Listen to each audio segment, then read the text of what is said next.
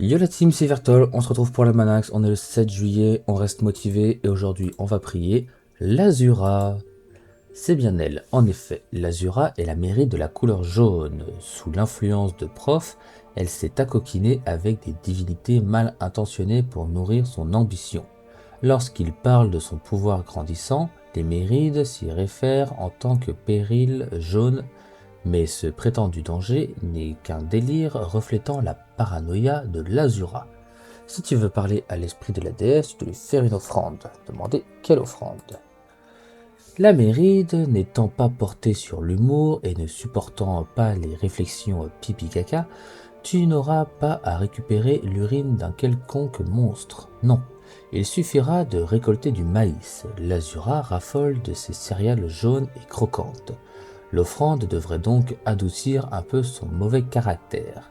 Si tu ne parviens pas à séparer le bon grain de l'ivraie, il te faudra trouver un autre moyen d'obtenir ce que la déesse te demande.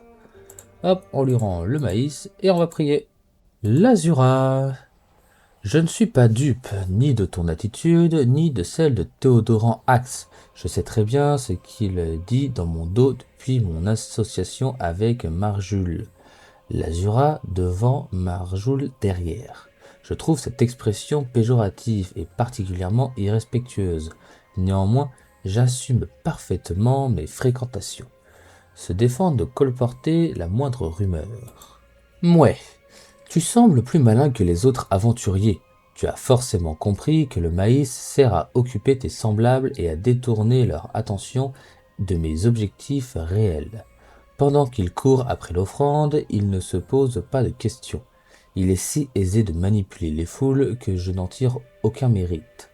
À entendre ton rire jaune, j'en conclus que ça n'a pas vraiment fonctionné avec toi, donc je me méfie. Parler de ses fréquentations.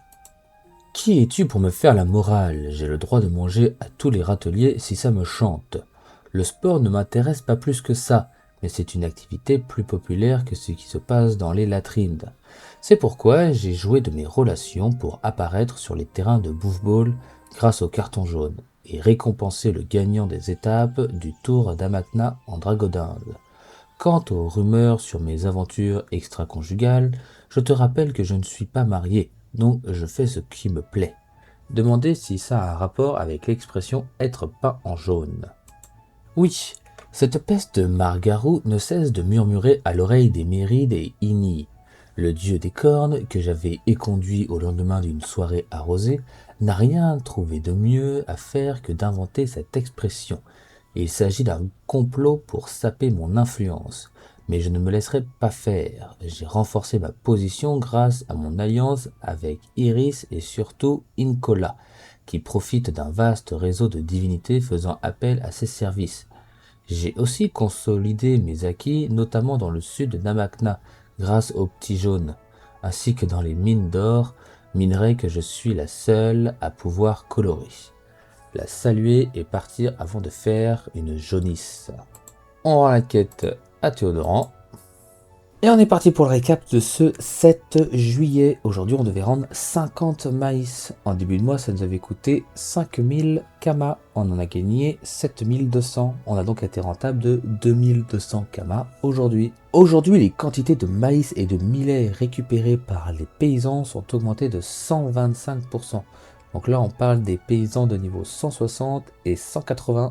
Aujourd'hui, à 9h, ça sera la fin de la saison pourpre, les gars. Donc là, si vous ne l'aviez pas fait, bah fallait se lever de bonne heure pour la faire. Mais bon, normalement, avec une seule run songe à faire en 2 mois, normalement, c'était fait depuis longtemps. Et aujourd'hui, à 9h, va commencer la saison ocre. J'ai hâte de voir ce qu'il nous prépare pour cette saison. Et si ça vous plaît pas, surtout n'oubliez pas d'aller faire un petit tour sur Vulcania pour faire le Dofus événementiel ainsi que toutes les quêtes qu'il y a là-bas. Il y a un peu de kamas à se faire aussi, n'oubliez pas de farmer les mobs pour stacker les ressources et les vendre d'ici 6 mois et ça vous fera plein de kamas.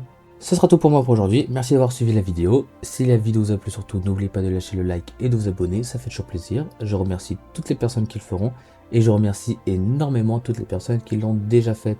Merci d'avoir fait progresser la chaîne jusqu'ici aujourd'hui et moi je vous dis à demain.